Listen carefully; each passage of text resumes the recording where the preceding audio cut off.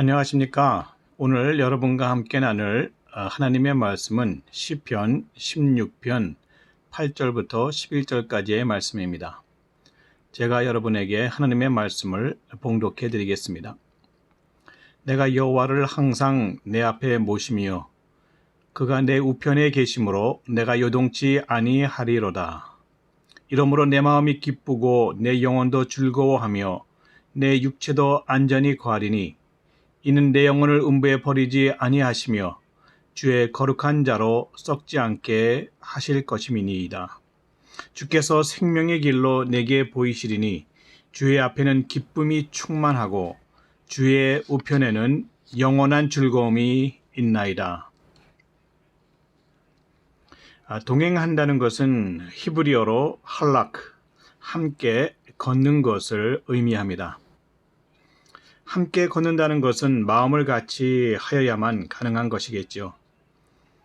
어디 한번 마음이 맞지 않는 사람과 2인 삼각 달리기 시합을 한다고 상상해 보십시오. 아마 몇 발자국도 움직이지 못하고 앞으로 꼬꾸라지고 말 것입니다.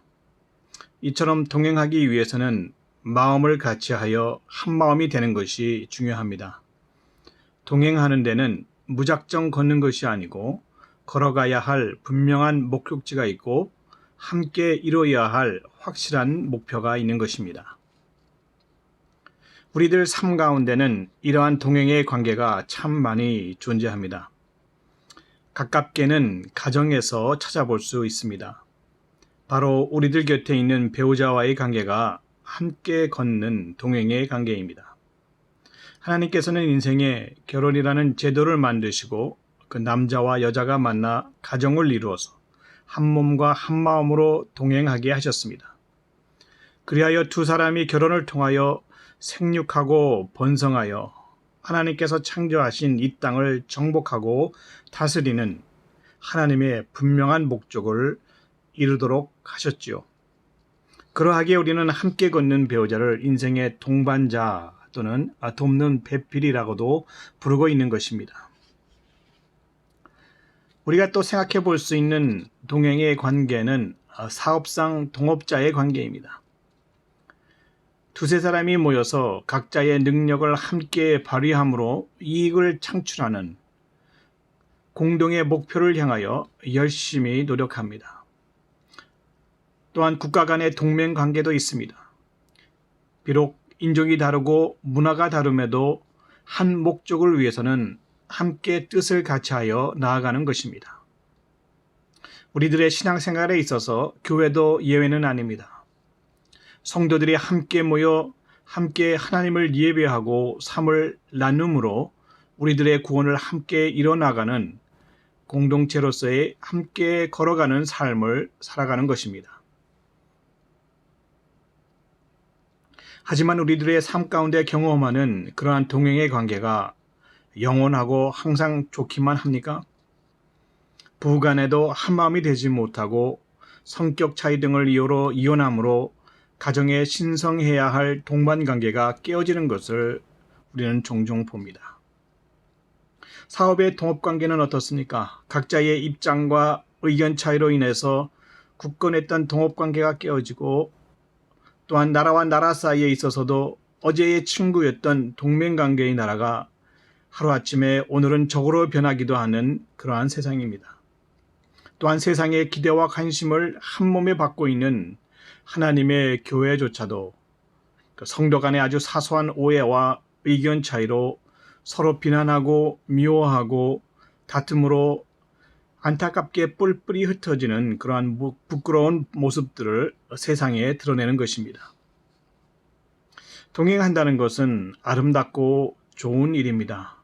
하지만 그 관계를 시종 유지한다는 것은 결코 쉬운 일이 아니며 더더욱 누구와 함께 동행하는가에 따라서 그 결과가 달라지는 것입니다. 가정도 사업도 국가도 그리고 교회도 끝까지 신의를 지킬 믿을 만한 사람과 동행할 때에 비로소 견고히 서 있을 수 있는 것입니다. 그런데 세상에 그렇게 믿을 만한 사람이 있습니까? 문제는 이 세상에는 우리가 끝까지 믿을 만한 그런 사람이 한 사람도 없다는 것입니다. 자기가 낳은 자식조차도 가차없이 내어버리는 오늘날 같이 죄악이 관영하여서 타락한 그 세상의 현실 속에서 과연 우리가 누구를 믿고 동행할 수 있겠습니까? 세상에는 그러한 부류의 사람이 없을 때 오직 딱 한 분, 우리들이 끝까지 믿을 수 있는 분이 계십니다. 그분은 바로 우리의 하나님이십니다. 이사야서 49장 15절은 이렇게 말씀합니다. 여인이 어찌 그 젖 먹는 아이를 잊겠으며 자기 태에서 난 아들을 긍휼히 여기지 않겠느냐. 그들은 혹시 잊을지라도 나는 너를 잊지 아니할 것이라. 우리를 언제든지 부모의 마음으로 잊지 않으시고 긍휼히 여겨서 우리들을 품으시겠다고 선포하시며 약속하시는 하나님이신 것입니다. 하나님과의 동행만큼 이 세상에 확실하고 믿을 만한 동행관계는 없습니다. 왜냐하면 하나님은 진정한 동행이 무엇인지를 직접 체험하심으로 그 누구보다도 동행이라는 것을 잘 알고 계시는 분이시기 때문입니다. 함께라는 단어를 떼어놓고는 생각할 수 없는 분이 바로 우리 하나님이십니다. 요한복음 1장 1절 2절의 말씀은 이렇게 말씀하고 계시죠. 태초에 말씀이 계시니라. 이 말씀이 하나님과 함께 계셨으니 이 말씀은 하나님이시라. 그가 태초에 하나님과 함께 계셨고. 성삼위 하나님 성부, 성자, 성령의 하나님께서 태초부터 함께 계셨습니다. 그러므로 우리들의 불완전한 가정에, 우리들의 흔들리는 사업에, 우리들의 위태로운 나라에, 그리고 우리들의 연약한 교회에 하나님을 모심으로 함께 동행함으로 어떤 상황에서도 무너지지 않는 특별한 특실한 관계를 만들어 가야 하는 것입니다. 오늘 본문 시편 16편 8절에서 11절의 말씀은 다윗이 하나님과 동행하는 삶의 모습을 잘 보여주고 있습니다. 내가 여호와를 항상 내 앞에 모심이요 그가 내 우편에 계심으로 내가 요동치 아니하리로다. 우리 인간의 삶은 원래 이 땅에 창조된 순간부터 창조자이신 하나님과 함께 동행하는 삶이었습니다. 에덴의 아름다운 동산에서 하나님과 더불어 거닐며 요동할 것이 없는 평안의 삶을 누렸던 것입니다. 하나님이 흙을 빚어 아담을 창조하실 때에 그 후 그 코에 생기를 불어넣으심으로 생명이 되었습니다. 그렇게 생명이 된 아담은 영이신 하나님과 함께 동행할 수 있었습니다. 그것이 언제까지입니까? 아담이 하와와 더불어 끔찍한 죄를 저르기 전까지는 말입니다. 그들이 하나님 앞에 범죄한 이후 공고했던 하나님과의 동행의 관계는 함께 하시던 하나님 곁에서 쫓겨남으로 말미암아 깨어지고 말았습니다. 그들이 생명이었을 때 누리던 참 평안은 사라지고 죄로 인하여 생명이 떠나고 육체가 되어버린 현재의 삶은 그야말로 요동치는 삶이 되었던 것입니다. 몸은 살았으나 영은 죽은 불완전한 상태에 이른 것입니다. 다윗은 요동치는 삶에서 벗어나는 길이 오직 하나님과 동행하는 것뿐임을 깨달아 알고 있었습니다. 그리하여 그는 하나님을 항상 그의 앞에 모셔드림으로 하나님은 항상 그의 우편에 계셔서 그를 보호하시고 항상 안전 가운데 보호하셨던 것입니다. 내가 여호와를 항상 내 앞에 모심이요 그가 내 우편에 계심으로 내가 요동치 아니하리로다. 여기서 잠깐 우리들이 생각해 보아야 하는 문제는 눈에 보이지 않으시는 영이신 우리 하나님과 육체로 사는 우리들이 어떻게 동행할 수 있는가 하는 것입니다. 육체 가운데 사는 우리들이 영이신 하나님과 동행할 수 있는 유일한 방법은 오직 성령의 충만함을 통해서입니다.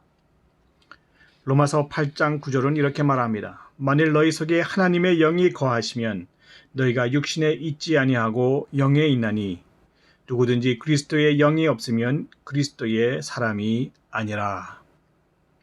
그러므로 내 앞에 항상 하나님을 모신다는 이야기는 성령님을 초청하여 우리 마음 가운데 모시는 것을 의미하는 것이며, 성령께서 우리 가운데 임재하실 때에 비로소 우리는 육신 가운데 있는 것이 아니라 영 가운데 있는 것이라고 성경은 말씀하시는 겁니다. 그 영은 하나님의 영이시며 또한 예수 그리스도의 영이라고 말씀하십니다. 그러므로 우리가 죄 씻음을 받고 예수를 우리의 구주로 모셔드릴 때에 성령님의 충만함 가운데에 거하게 되는 것이고, 또한 삼위로 함께 동행하시는 삼위일체의 하나님과 우리가 함께 동행하게 되는 것입니다.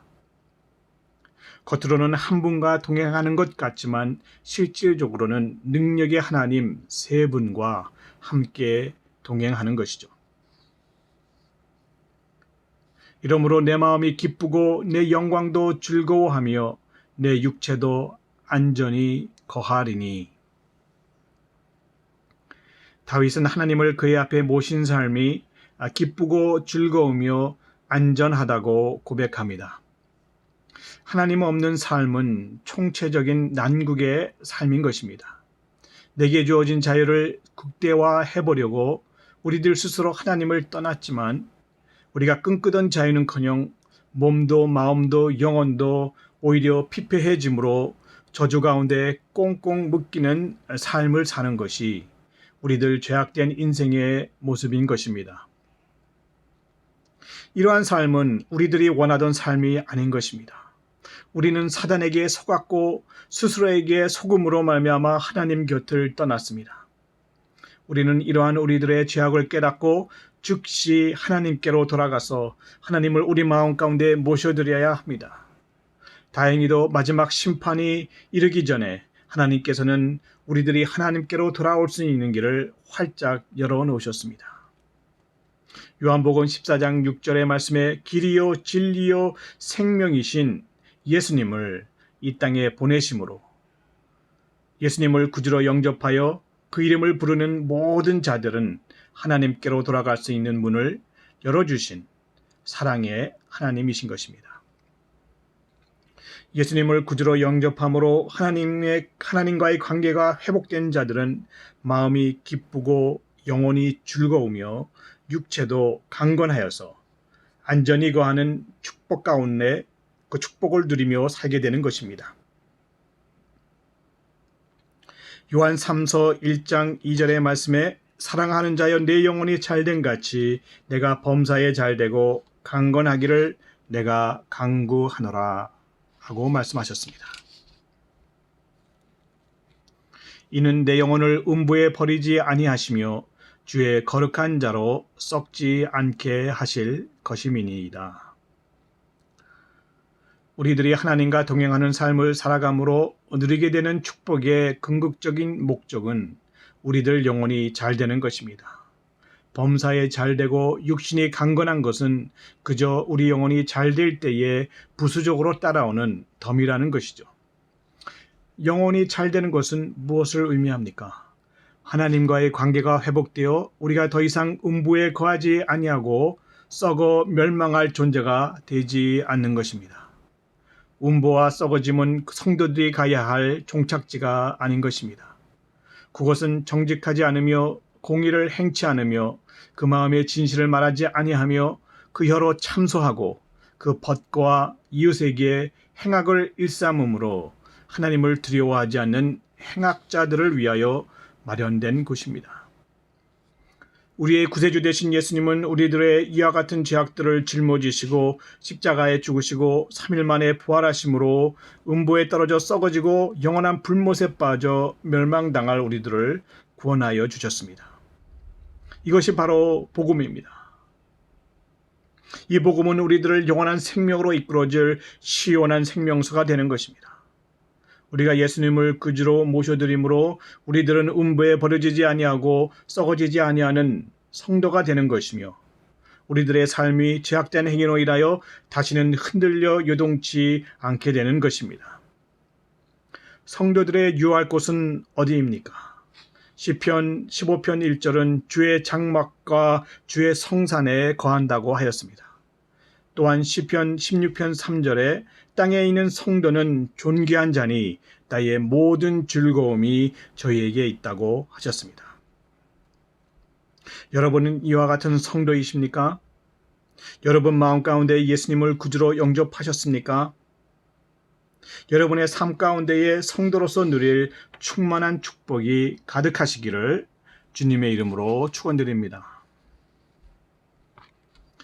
시편 16편 11절 말씀에는 주께서 생명의 길로 내게 보이시리니 주의 앞에는 기쁨이 충만하고 주의 우편에는 영원한 즐거움이 있나이다 라 하였습니다.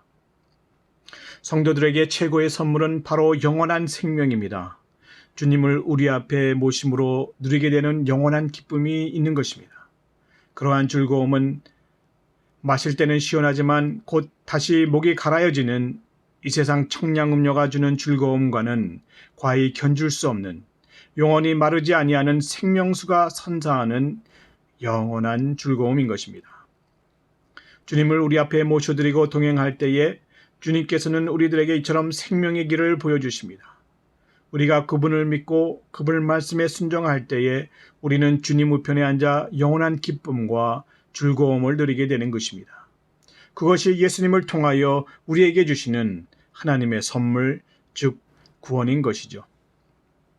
로마서 8장 10절 11절 말씀은 이렇게 말씀하십니다. 또 그리스도께서 너희 안에 계시면 몸은 죄로 인하여 죽은 것이나 영은 위로 인하여 산 것이니라. 예수를 죽은 자 가운데서 살리신 이의 영이 너희 안에 거하면 그리스도 예수를 죽은 자 가운데 살리신 이가 너희 안에 거하시는 그의 영으로 말미암아 너희의 죽을 몸도 살리시리라. 또한 스바냐 3장 17절의 말씀에 너희 하나님 여호와가 너희 가운데 계시니 그는 구원을 베푸실 전능자시라. 그가 너로 인하여 기쁨을 이기지 못하여 하시며 너를 잠잠히 사랑하시며 너로 인하여 즐거이 부르며 기뻐하시리라 하셨습니다. 결론의 말씀을 맺습니다. 내가 여호와를 항상 내 앞에 모시며 그가 내 우편에 계심으로 내가 요동치 아니하리로다. 이러므로 내 마음이 기쁘고 내 영광도 즐거워하며 내 육체도 안전히 거하리니 이는 내 영혼을 음부에 버리지 아니하시며 주의 거룩한 저로 썩지 않게 하실 것임이니이다. 주께서 생명의 길로 내게 보이시리니 주의 앞에는 기쁨이 충만하고 주의 우편에는 영원한 즐거움이 있나이다. 우리에게는 하나님과 동행하여야 할 분명한 이유가 있습니다.